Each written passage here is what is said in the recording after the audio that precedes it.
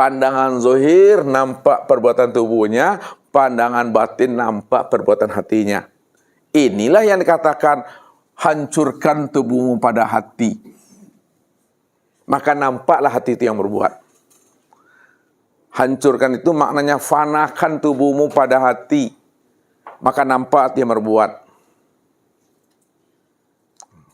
Oh, rupanya apa yang diperbuat oleh tubuh, itulah nyatanya perbuatan hati. Itu yang pertama. Yang kedua, hancurkan pula hatimu pada ruh, maka nampaklah perbuatan ruh. Hancurkan, fanakan hatimu pada ruh, maka nyatalah ruh yang berbuat.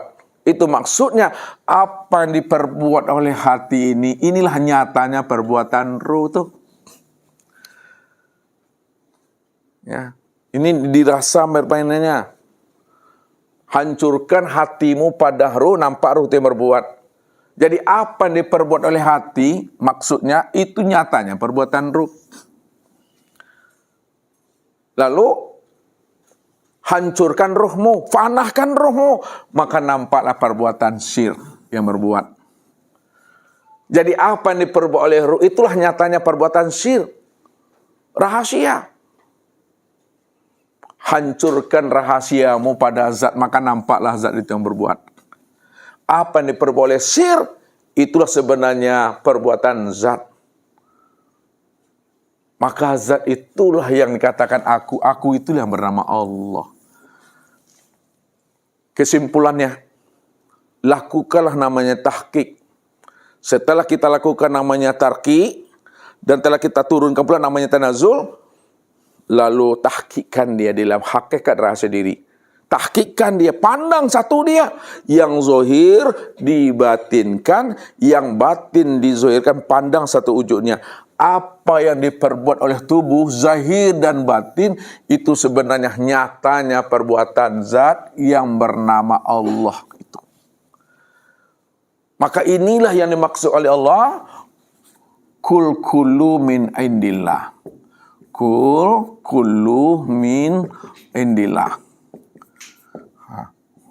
Katakanlah hai Muhammad, tiap-tiap segala sesuatu itu datang daripada sisi Tuhanmu.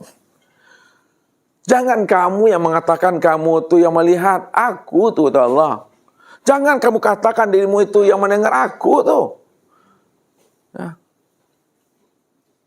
Kalau dirinci pemahamannya, aku ni yang wujud pada dirimu, wujudnya aku ni dari ujung rambut sampai ujung kaki, itu wujudnya aku tuh.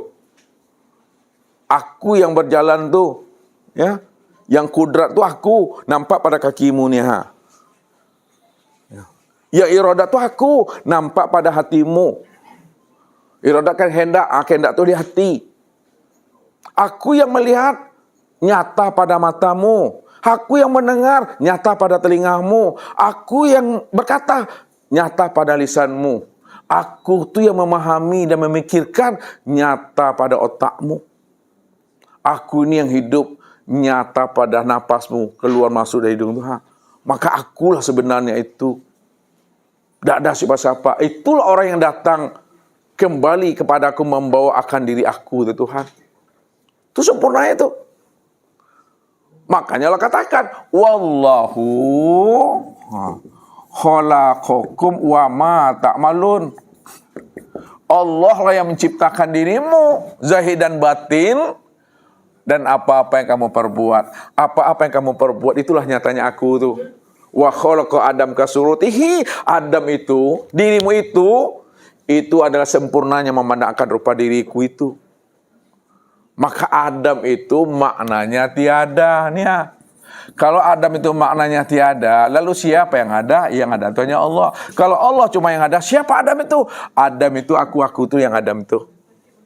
Makanya dikatakan Allah, wa khalaqa Adam nih ya. Wa khalaqa Adam ka suratihi. Nah, dan dijadikan Adam itu, itulah kesempurnaan rupa akan diri aku itu. Itulah maksudnya.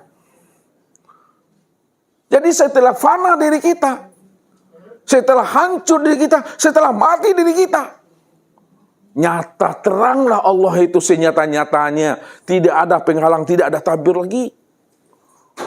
Yakinlah lagi Bapak Ibu di situ duduknya. Kalau Bapak Ibu tidak yakin, memahami, memang Allah lah itu akan diri kita. Kita tolak kewujudan Allah pada diri. Apa kata Tuhan? Wa may yartadib minkum an dinihi fayamut fahuwa kafir. Siapa yang ragu? Siapa yang bimbang? Tidak yakin dia aku ini dirinya. Dirinya itulah bentuk lain daripada rupa aku. Akulah sebenarnya dirinya. Ragu dia di situ. Kemudian dia mati dalam keraguannya itu. Itulah matinya kafir. Tidak tahu jalan pulang dan kembali kepada Allah. Ulaika alladzina kafaru bi ayati rabbih wa liqa'ihi fahabitat a'maluhum fala nuqimu lahu yaumal qiyamatil wazna. Tahu Bapak Ibu artinya tuh? Pasti enggak tahu itu.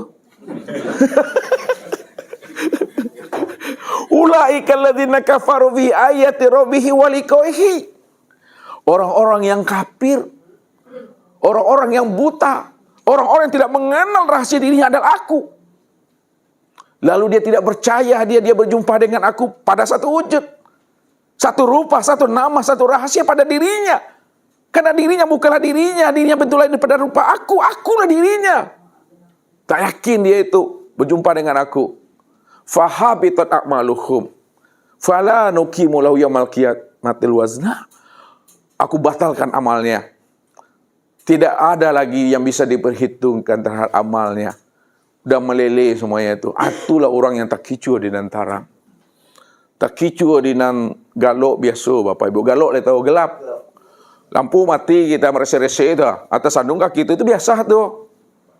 Tapi kalau terang siang angin melangkang jam 12 siang tuh. Kan angin melangkang nama tuh. Ya seolah-olah dekat matahari itu dekat. Nah, masuk juga kaki ini kalau lubang tuh. Itu butuh sangi itulah. Kalau gelap biasa aja tuh. Tapi kalau terang, tertipu juga hati butuh sange itu. Ya, karam di tengah lautan biasa Bapak Ibu. Karena di tengah lautan. Tapi kalau karam di tepi lautan bedo bananya sakit hati. Pasti sakitnya bukan di sini, di sini, di sini. Ya. Apa maksudnya itu? Kata Allah. Wahum yahsabuna annahum yuhsinuna sun'a. Mereka mengira dan menyangka bahwa mereka telah melakukan amal yang terbaik. Dia merasa dia telah kenal aku. Dia sudah ingat aku, dia telah beribadah untuk aku. Padahal dia sudah tertipu dengan diri dan amalnya. Dia sudah tertipu dengan ilmunya. Dia telah tertipu dengan ma'rifatnya. Dia baru berucap ma'rifat. Berkata ma'rifat. Kata-katanya ma'rifat. Tapi sebenarnya dia belum ma'rifat. Kata-katanya tauhid, sebenarnya dia belum bertauhid. Maka orang-orang yang demikian apa kata Allah? Amtaqulu 'ala Allah ma la ta'lamun. Haram bagi kamu, haram bagi seseorang dia bercerita tentang aku, dia telah kenal aku, dia sudah menyaksikan aku. Padahal sebenarnya dia enggak pernah kenal dengan aku. Kata-katanya aja cuma dia katakan dia sudah kenal aku. Padahal aku aja enggak kenal dengan dirinya. Dia sok kenal, sok lebay, sok dekat kata Tuhan. Makanya orang makrifat tidak pernah mengatakan dirinya makrifat. Orang yang tidak pernah mengatakan diri makrifat juga belum tentu makrifat. Orang yang sudah sampai makamnya pada makam Tuhan, tidak pernah dia mengatakan dirinya telah sampai pada makam Tuhan. Dan orang yang tidak pernah mengatakan dirinya sudah sampai pada makam Tuhan juga belum tentu sampai kepada makam Tuhan. Maka ilmu ini tidak ada pengakuan. Kalau kita paham kata kita, buktikanlah paham itu. Kalau kamu sudah mengatakan kamu kenal aku, buktikan bahwa kamu kenal aku. Bisakah kamu memandang tahwil aku pada segala bentuk dan rupa? Apakah kamu mampu memandang aku ketika pakai sorban saja? Pakai gamis, pakai tongkat, pakai tasbih, batu-batu kecil. Ketika kamu keluar dari masjid, nampak gembel gini-gini, nampak aku. Ini mesti dipandang. Karena aku akan memuji dirimu dengan tajali aku, kata Allah. Makanya kalau orang sudah putus pandangan memandang Allah pada segala bentuk dan rupa, insya Allah Bapak Ibu, melihat anak dan menantu itu satu aja wajahnya itu, tidak ada tiga tuh. Tapi kalau orang tidak tembus pandangannya memandang Allah, melihat wajah menantu itu 3 gambar itu. Lama-lama diperhatikan keluar taring itu. Baru ngaung dia tuh. Kalau daftar pandang Allah, semuanya aman, semuanya baik. Semuanya itu tenang kita. Kenapa? Yang hadir ini adalah Nur Muhammad. Yang duduk ini Nur Muhammad. Nur Muhammad semuanya. Itu yang mesti dipahami. Ini cari Nur Muhammad, Nur Muhammad. Tapi dalam pikiran juga yang mana Nur Muhammad? Sudah jelas ini yang Nur Muhammad. Kalau inilah Nur Muhammad, berbaiklah kita lagi. Kita min nafsi wahidah. Dari Allah, bagi Allah, untuk Allah. Mana ada keluar kata-kata kucing, kata-kata ayam. Tidak ada. Jadi berbuat baik terhadap diri, sudah sama berbuat baik kepada Allah. Berbuat jahat kepada teman dan sahabat, sudah sama kita berbuat jahat dan jahat kepada Allah. Berbuat baik pada teman dan sahabat, sudah sama berbuat baik kepada Allah. Karena Allah itulah wujud nyatanya pada dirinya, pada sahabatnya itu. Maka jaga Allah. Pelihara Allah. Tolonglah Allah itu. Bagaimana Bapak Ibu menjaga, memelihara dan menolong Allah? Apakah Allah itu lemah? Apakah Allah itu bersandar kepada yang lain? Tidak. Lalu apa maksudnya Ustaz? Itulah gunanya mengaji. Tolong Allah, pelihara Allah, bantu Allah. Itu maksudnya. Jaga diri, sudah sama menjaga diri Allah tuh. Pelihara diri, sudah sama memelihara diri Allah tuh. Sayang kepada diri, sudah sama sayang kepada Allah tuh. Pelit kepada diri, sudah sama pelit kepada Allah tuh. Pelit tahu SPK? Sempilit karya. Ada sama pelit kepada Allah tuh. Semuanya menilik ke dalam diri. Ketika kita dah mampu menilik kepada diri, sudah terpandang Allah, maka sempurnakanlah syariatnya. Letakkan Allah itu pada hal yang baik. Letakkan Allah itu pada hal yang baik-baik. Jangan diletakkan Allah pada hal yang buruk. Allah mencuri, Allah merampok, jangan. Ya, Allah itu pada yang baik-baik saja diletakkan. Kalau Allah aja semuanya, nggak turun kita kepada syariat. Di mana fungsi ayat akan berlaku lagi? Ta'muruna bil ma'ruf wa tanhauna 'anil munkar. Serulah olehmu umat ini kepada yang ma'ruf, cegahlah olehmu umat ini kepada keburukan. Tentu tidak berlaku ayat itu lagi. Kalau sudah Allah aja semuanya, maka kesempurnaan memandang Allah itu sempurna dia dalam syariat. Syariat itulah bentuk pengamalannya, aplikasi kehidupannya. Itulah rahasianya. Maka orang yang mengenal Allah, insya Allah Bapak Ibu, mampu dia mencairkan yang beku, mendinginkan yang panas, memperbaiki yang rusak dan menyambung yang putus. Itu yang rahmatan fil alamin, rahmatan lil alamin itu. Jadi ilmunya kita ini bukan dalam bentuk ilmu ucapan kata-kata. Pandai kita bergelut-gelut di bibir, pandai bermain kata, pandai bertorika. Tidak seperti itu Bapak Ibu. Ilmu kita ini nampak dalam bentuk amaliyahnya, nampak dalam bentuk ketakwaannya, nampak pada puputiannya. Sama ayah, sama ibu, sama suami, sama istri, sama anak, sama cucu, sama menantu, semuanya Bapak Ibu. Barulah itu orang yang telah berada pada makom yang aman. Makanya Allah katakan apa? Innal muttaqina fi maqamin amin. Sesungguhnya orang-orang yang bertakwa, orang-orang yang mana hati dan jiwanya telah jinak karena dia telah mengenal Allah. Allah yang wujud pada alam, sempurna pada dirinya. Maka dialah orang yang berada pada makom aman, yang selamat. Karena muncul situ namanya sifat Ar-Rahman, Ar-Rahim, sifat kasih sayang itu. Itu rahasianya mengaji ini. Bukan ingin mencari siapa yang dalam, siapa yang dangkal, siapa yang tinggi, siapa yang rendah. Bukan begitu Bapak Ibu. Nampak ada pembuktiannya. Kalau kita mengaji untuk mencari siapa yang tinggi, siapa yang rendah, siapa yang dalam, siapa yang dangkal, maka tertipu kita dengan ilmu kita. Disitulah dia merasa dia telah berada pada makom dan level yang sudah aman. Tidak mungkin aku masuk neraka nih, aku ini udah kenal Tuhan dah. Cincai. Itu. Jadi orang makrifat itu jangan merasa dia telah berada pada makom aman. Jangan merasa dia telah berada pada level yang sudah aman dan nyaman. Nggak akan mungkin aku masuk neraka. Aku udah kenal Tuhan dah. Api neraka itu udah padam lah dengan aku. Hah? Menye-menye mengaji itu Bapak Ibu. Lihat tuh menye-menye itu. Tanya sama Pak Adil nanti itu.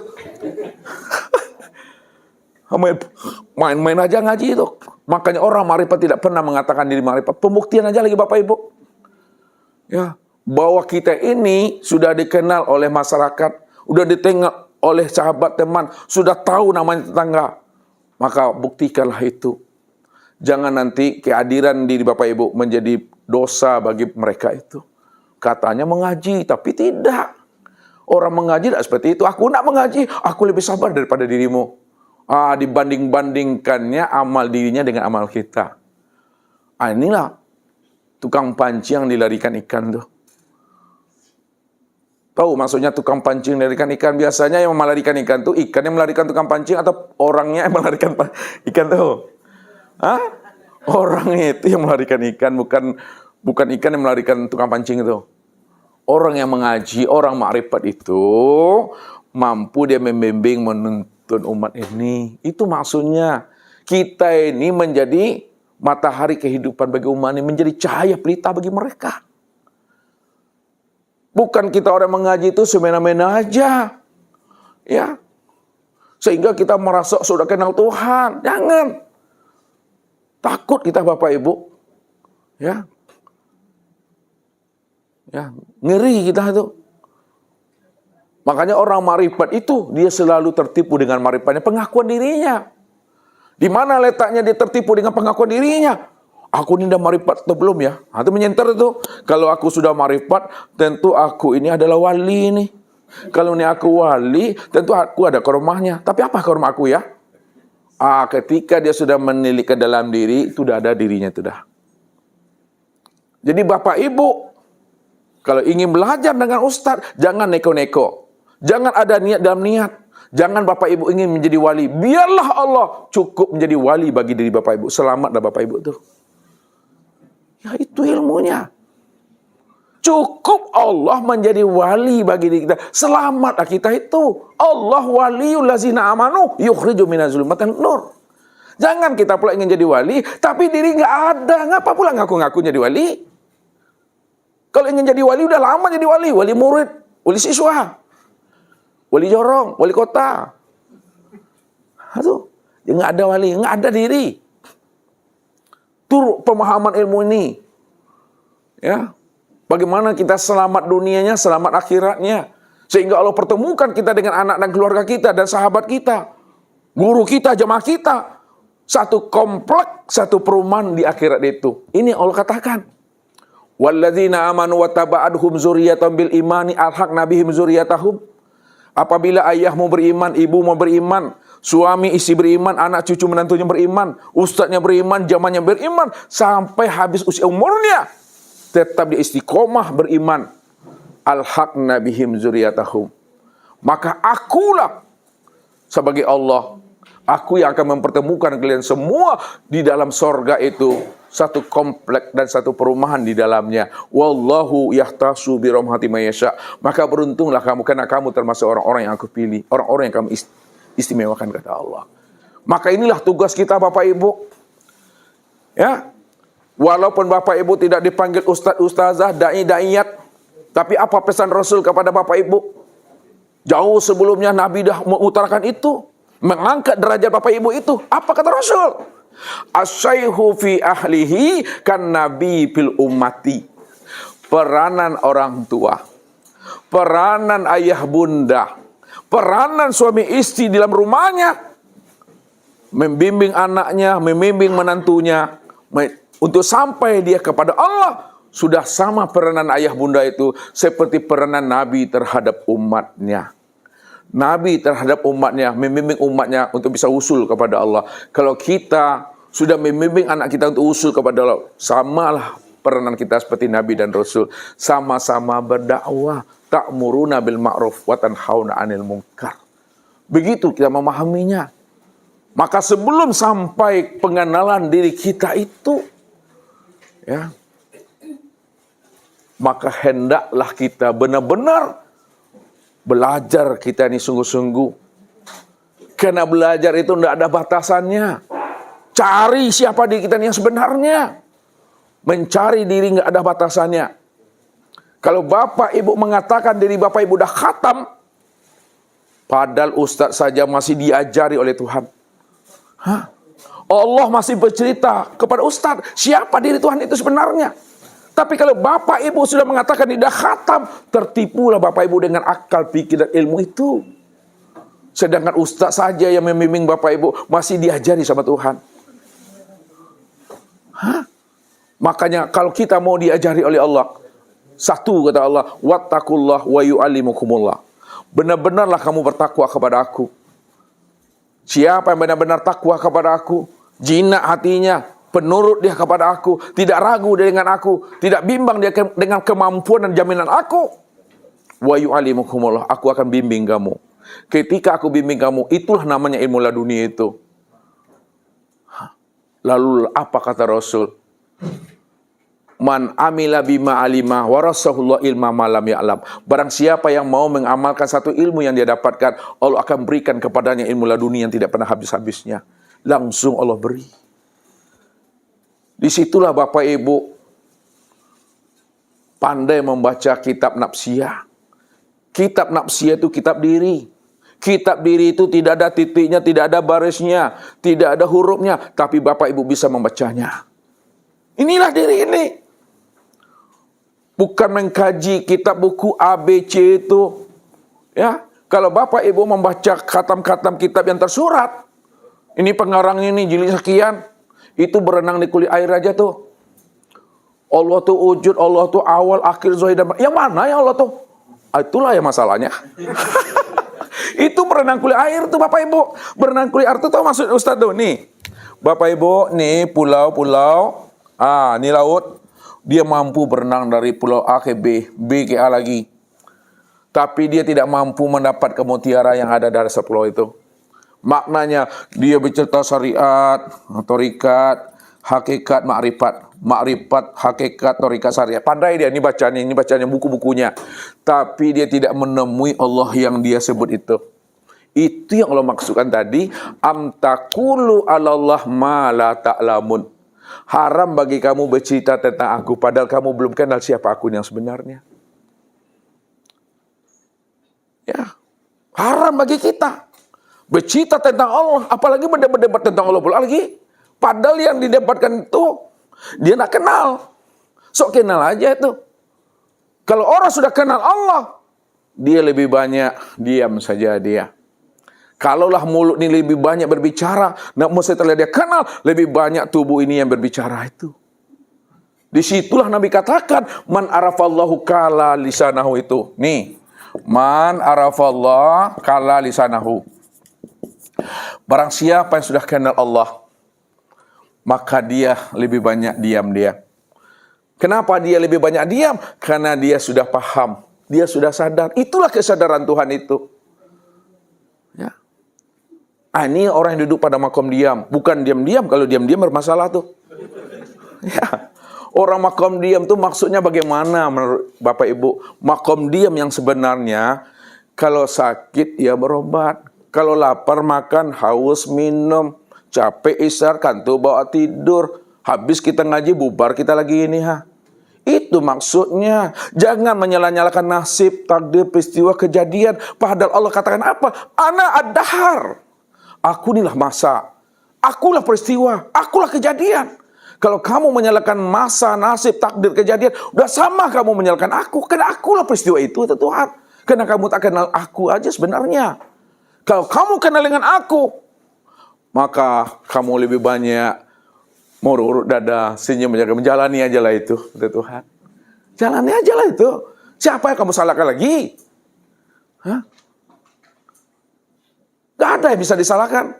Kalau kita masih menyala-nyalakan juga, tandanya kita belum mampu memandang Allah di atas segala-galanya. Padahal segala-galanya itulah nyatanya dari Tuhan itu. Termasuk diri kita ini. Ya. Makanya orang makrifat tuh tenang batinnya. Kenapa tenang batinnya? Karena dia sudah dibukakan Allah rahasia hidup dan rahasia mati itu. Inilah rahasia yang sebenarnya Bapak Ibu. Ini yang kita bawa. Ini yang kita pakai sampai datangnya ajal dan kematian itu. Jangan ragu kita, jangan bimbang kita. Disitulah rahasianya orang mengenal Allah itu dengan mengenal dirinya itu. Disitulah rahasianya dia mendapatkan kebahagiaan yang hakiki. Orang yang mendapatkan kebahagiaan hakiki, dia telah mengenal sejati dirinya, si amal diri itu adalah Allah. Pemilik sorga, pemilik pahala, pemilik dunia dan akhirat. Mana ada lagi nikmat yang terbesar lagi selain daripada Allah. Allah lah segala-galanya itu. Maka pahamilah itu pada diri kita ini semuanya. Sampai datangnya ajal dan kematian Bapak Ibu itu. Udah paham Bapak Ibu tuh? Aku pun udah panik dah.